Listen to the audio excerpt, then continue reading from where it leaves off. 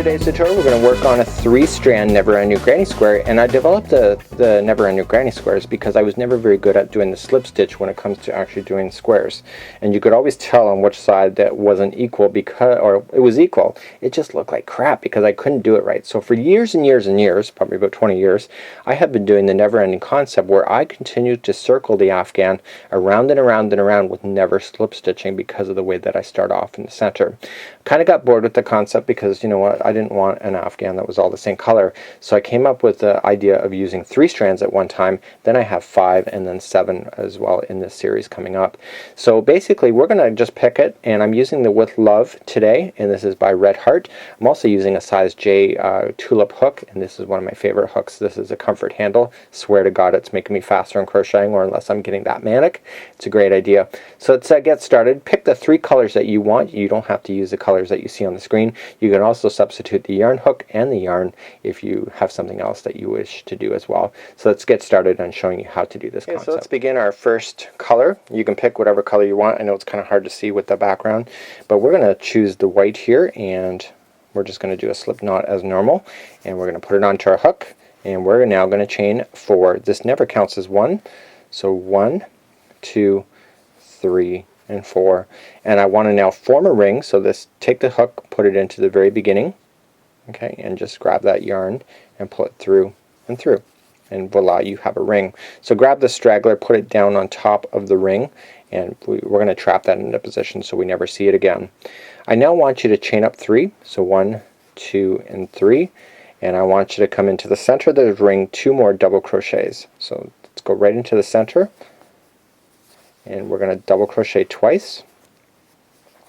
Always when we turn a corner in this particular pattern, we'll always chain 2. So we're going to turn a corner now, so 1 and 2, and we're going to come back to the center of the ring for 3 more double crochet in.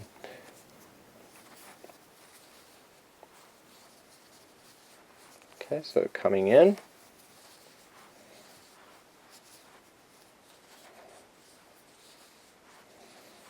okay, and we're going to turn another corner, so we're going to chain 2, come back into the center of the ring again,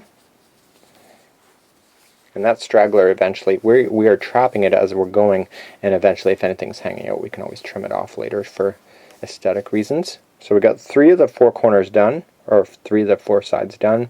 We're going to chain 2 because we're on a corner. We're going to come back into the center. We are going to double crochet 3 more times. And we are now going to finish up this particular square by chaining 2, and we're going to slip stitch it to the top of the beginning chain. Now in one of the grannies that I did is that I fastened this off and I began the next color, but I think it's easier if you just keep this color on. So you got to choose the color that you want to be your starting point. And so in this case what I'm going to do is that I'm just going to continue along. So if you're using this color yarn or whatever you chose, just continue along. I want you now to chain 4, 1, 2, 3, and 4, and I want you to come into the next corner piece, and every time you do a corner it's 3 double crochets, 2 chain, and 3 double crochet, and I refer to that as the 3-2-3 configuration throughout all of my tutorials, so I will refer to that today as 3-2-3. So every time you hear that, 3 double crochets, 2 chain, 3 double crochets, and that'll happen in every corner that you will ever do on this particular project. Now the space in between the corners, I call that the runway. That's just my own terminology because you don't have to be different. And whenever we finish a whole section of 3, we always chain 1 when we're working in the runway area. We're immediately now going to jump to the next corner because there's no spaces in between, and we're going to do that. So 3-2-3 again, everybody.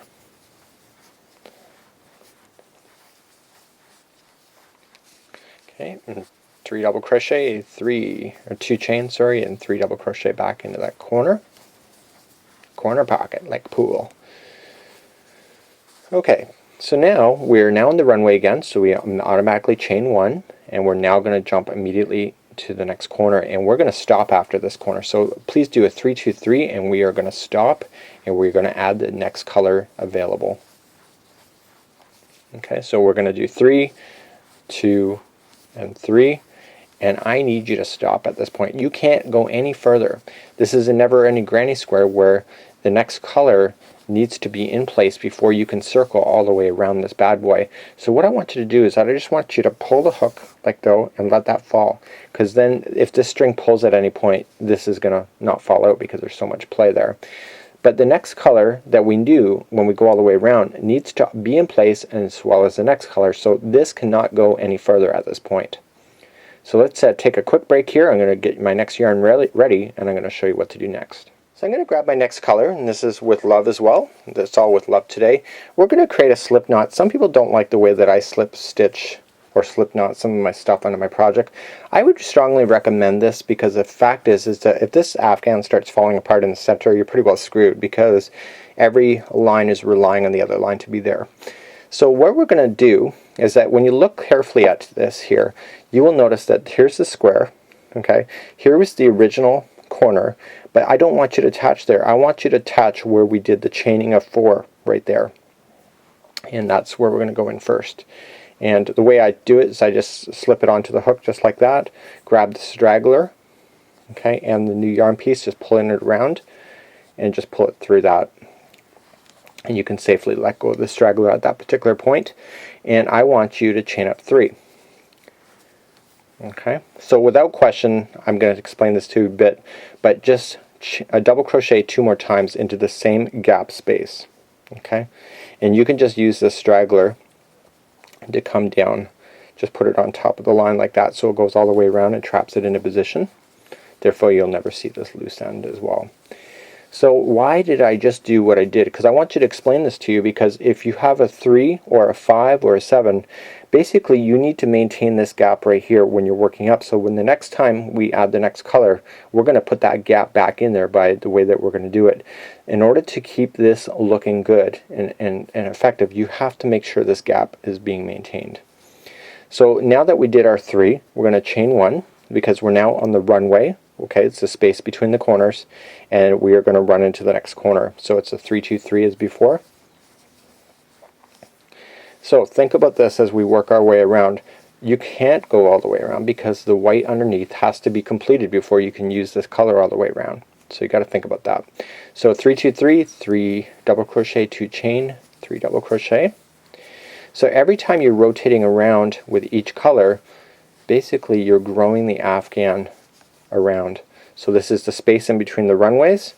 So we're just going to chain 1 going into the space. With the right colors, these never-ending Afghans can be amazing, like totally amazing. You could do the red, white, and blue like Americanized colors if you wished. Okay, we're on the corner now. It's clearly that we're on the corner. Oops. You're going to make sure you double crochet. You're always going to double crochet. That's what makes this a great starter project. So I've been doing this for years because I didn't know how to slip stitch very well without really noticing it, and so I've kind of been cheating for about 20 years using this concept, and I still use it because I think it's quite brilliant. Space between the runway again. So every time we grow this Afghan with every color, the space between the runways, or between the corners, gets bigger and bigger. Okay, you're always getting 2 extra spaces on each side every time you rotate around. So the white is going to end here. So we only can just do this one corner before we have to say, okay, this yellow is done for now, and we have to move on to our next color. So we're going to finish this final corner off with the 3, 2, 3, and we have to call this color quits for this particular moment in this project, because we can't go any further. And it seems like it's obvious now, but okay, so we're just going to pull a nice long string, and voila, so there you go. So in order for us to go around, is that we have to have everything already set in place before we can go. And now you can kind of clearly see my plan here, is that we have to follow the gaps as we go across, up, and as well down in order to maintain this. So I guess let's stop talking, let's get our next color. This will be our 3rd and final color for this particular project, and we'll show you what to do next. So the final color will be this beautiful blue, and this, I believe, is called Bluebell, and this is by Red Heart with love as well. Just create a slip knot just like you did before. Now remember I told you we have to maintain these gaps. So we have a gap, we have a solid. So look at it from going from an up aspect like so. So we have to have a gap up here. So how we do that, what we need to do is that we have to go on the very top of this chain that we started with, and we just have to slip it into the top of the chain. So don't slip it into a gap space, slip it right into the chain stitch, or the stitch of a chain. And we want to take the straggler, just like we did before, and the other piece, and just pull it around and through, and pull it through like that. And now, just like we did before, how we chained up 4 here, we need to do the same with this particular one here. So we need to chain 4. So 1, 2, 3, and 4, and we immediately jump to the next gap that's available, and we're going to do 3 double crochets into that because it's the gap between the runways, right? Or between the corners. So every time we finish one of those gap spaces, we always chain 1, and we just happen to run into the next corner again. Okay, so the corners are always 3, 2, 3. 1, 2, and we can immediately turn. So okay, so you're guessing to yourself as you're working your way around. I'm just going to continue to go because I think you got my concept. Remember the gaps in between the corners always get 3 double crochets followed by a chain 1. So we're going to work all the way, well, we're not going to work all the way around. We can only work to where the yellow stopped. Okay, so we can only go that point before we stop, and then we start picking up the other colors again to rotate all the way around. So basically what you can do, 2 things. You can either move all colors over at the same time, or you go 1 round at each time. And every time I've done it myself is that I just use 1 color and I go all the way around, stop, and then rotate the Afghan in the other direction and come back and do the next one. And I'll tell you why I rotate back, because that sounds kind of weird, I know.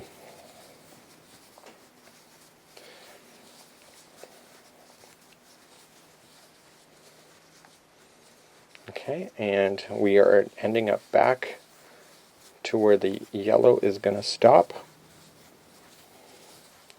Kind of reminds me of a sunshiny egg on a nice sunny day. Okay, so we're on the final corner, and the yellow is going to stop, so we're going to have to stop here as well. So we're going to finalize this with a 3, 2, 3.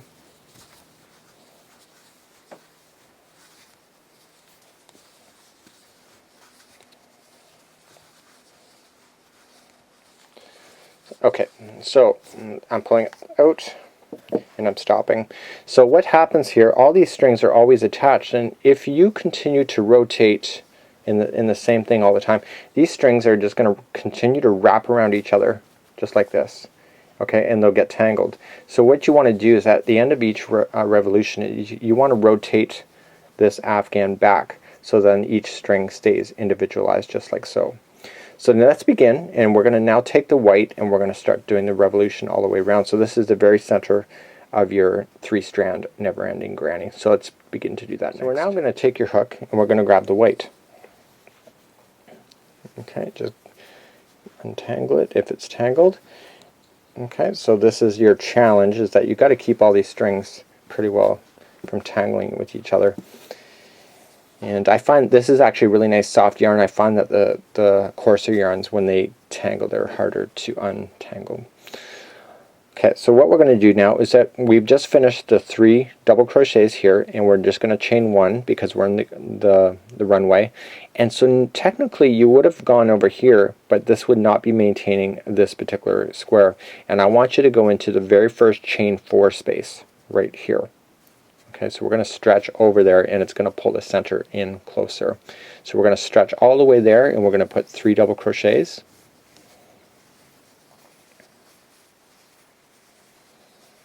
Okay, and now we're going to chain 1, and so we have a gap here, we have a solid. It's just like it's working along the edge just like so, but the stitches are turned sideways, which is just fine. So this is the first corner that we're going to turn with this white. Okay, so do you see why I said in the very beginning it has to be an odd number? Because if you had only 2, this gap would not exist, it would be a solid. Okay, and we're going to just turn like normal. So this very first revolution of the white is going to establish ourselves to to having all the stitches going all the way around. So we're now in the space between the corners, which is the gap, and we're just going to put those in. 3 double crochets into each one. Okay, and chain 1, and we're in the first corner, or the next corner I should say. So the corners are all getting the same thing.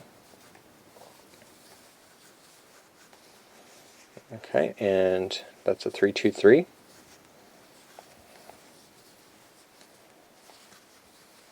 And this string is getting on my nerves. So what I'm going to just do is just stop the camera for a second. I'm just going to twist. We're just carrying back on. The whole tangling of the yarn can be a real pain, but because of where I'm doing it, I'm not sitting on my couch or my chair as I normally would, where the yarn is coming from a box. It's acting a bit different because it's actually dragging across the table. So you just want to get that organized. Also, you may want a box in order to keep your yarn organized. When you're sitting on a couch, your balls tend to roll around and tend to tangle each other. So if everything's in a box, then you basically are guaranteed that the yarn will never switch position.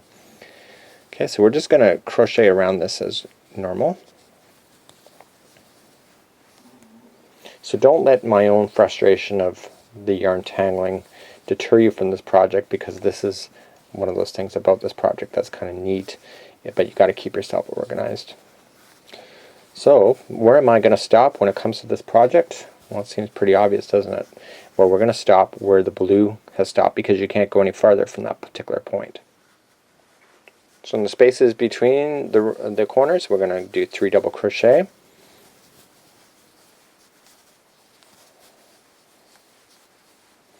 So every time you rotate around this, the spaces get more and more, obviously because you're growing outward.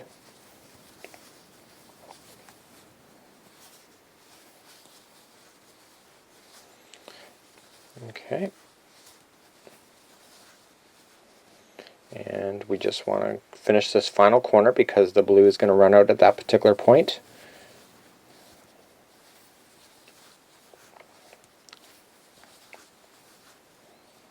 One and 2.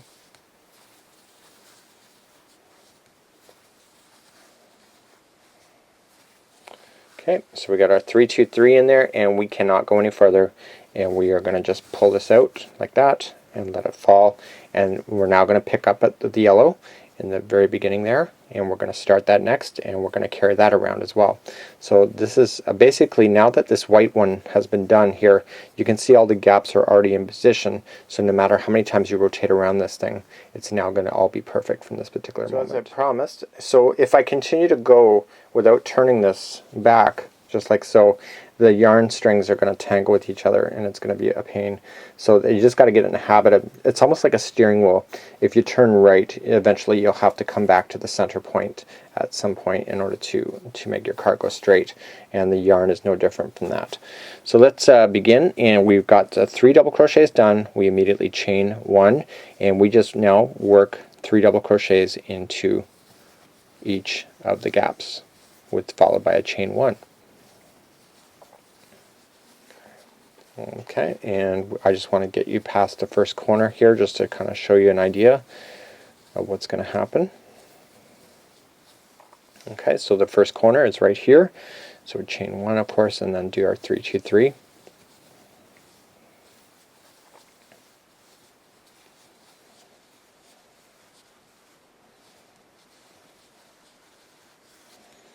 Okay, and basically we just have to follow this now all the way around. Now that your white one's done, you just have to follow it, go right to the corner, and then we have to stop here, and we're going to do that, and I'm going to do that off camera. We'll meet back up in the edge where we're going to pick up the blue and do that, and then I'm going to show you how to cast this off or fasten this off, and show you where exactly you need to fasten off in order to keep this particular never-ending granny square absolutely square. So I've now finished all the way around, so you can clearly see what's going on there.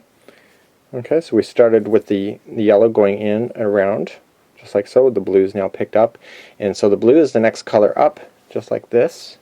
And it looks like I pulled on my string a little bit, which I just noticed now. And so basically that's the advantage of leaving that large loop. So now I'm just going to finish off this corner. So because I pulled it, I just got to put my 2 double crochets back in to make sure this corner is complete. And we are now in the space between the corners again. And so again, it's just like before. So there's no brain science with this. You just fill it in. So the only challenging was that white section, regardless if you used white or not. That whole line right here is the one that establishes everything going all the way around. So now what I want you to do is that I want you to take this color and meet you back up here at the end. Okay, and so if you're continuing this with an Afghan, I'm going to show you where you need to finish off with this particular piece, because there is a correct side when it comes to how many rotations you should be doing with the color in order to keep this Afghan square. So let's do that. Next I'm going to meet all the way back over here, and then we'll just examine this and I'll show you where we need to end off. So I just finished the blue and I'm working my way. Now I'm just going to pull the loop and just make sure there's enough slack. So here's where we are. Okay, so you're thinking to yourself, where do you finish this project? And I was saying in the first series that we did with just the one string that it's very obvious when you're doing colors on where you need to finish. So you just have to look at it and just say, okay, this edge here has 2 blues, this edge here has 2 blues, this has 2 blues, oh, this one doesn't.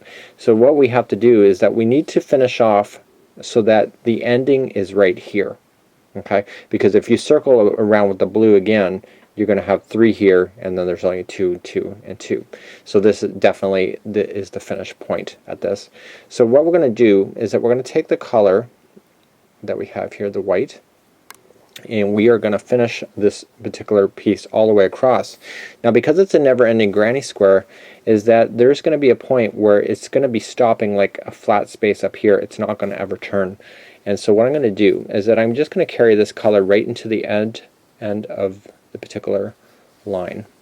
Okay, so I'll show you this, and then the other two I'll fast forward and just show you what you need to do on the very end. Okay, so it's the only part of the Afghan that will be particularly flat when it comes to the corner. Flat meaning it's not doing an actual turn.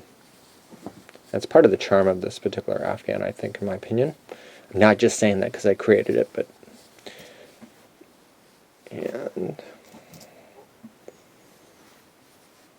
okay, so what we have to do is that we have to maintain the gaps like we did here in the very beginning.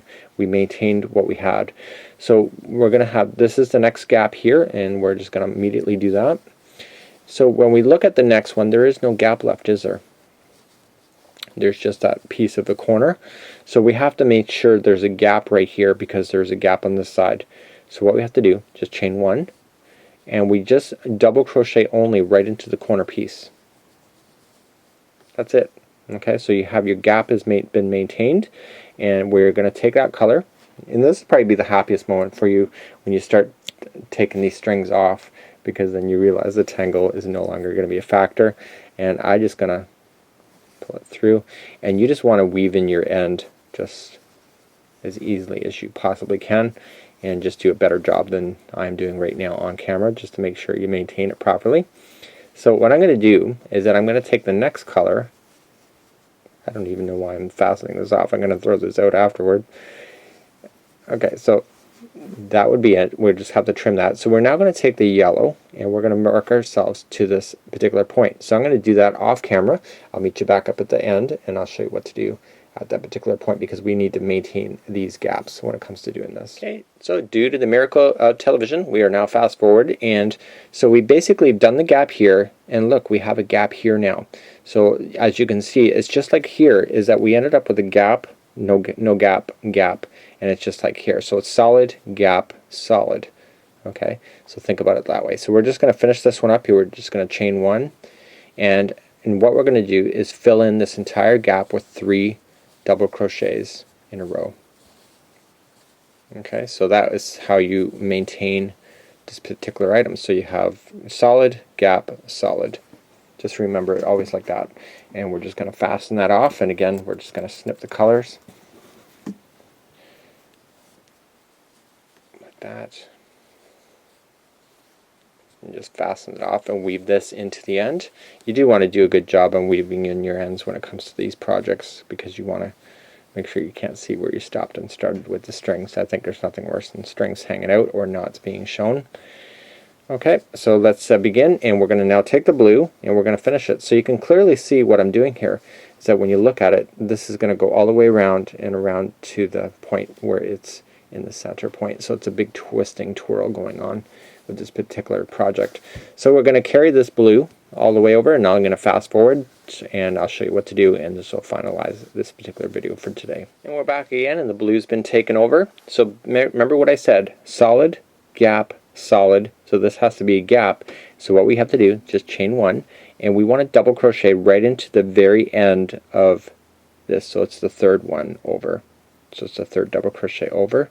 Make sure you go into the proper stitch. Don't ever go into a gap space like that. Okay, you want to go right into an actual stitch, just like that, in order to keep it from falling apart on you. And we are now completing this project, so that's it. Cut your string. You'll be happy when you cut your strings, I'm sure. And we just want to weave this in. Okay, this is a weave-in technique. Like so. You might want to do a better job than what you're seeing on camera here. There's better ways of doing it. Just for timing, I'm just doing that.